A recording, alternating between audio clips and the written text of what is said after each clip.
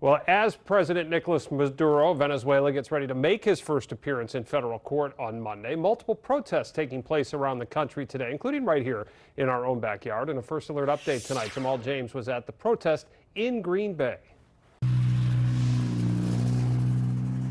On the corner of North Webster Avenue and Main Street in Green Bay, roughly 25 protesters like Ian Brost spoke out against the Trump administration's actions on the South American country. U.S. off foreign soil! I'm not out here to support Maduro. Donald Trump just completely ignored Congress to single-handedly order the abduction of a foreign head of state.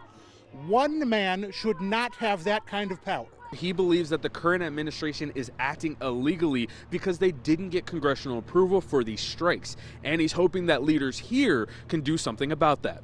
You know, they have basically abdicated their responsibility to be a check and balance on the executive branch. Like, they are missing in action. They're just sitting by doing nothing. Donald Trump will not be around forever.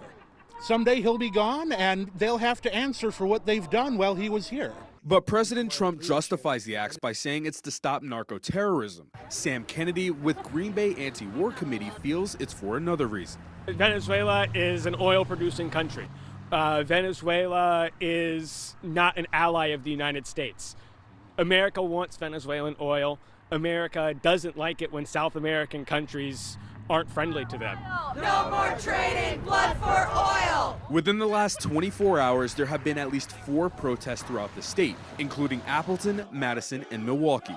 Reporting in Green Bay, Jamal James, Action 2 News.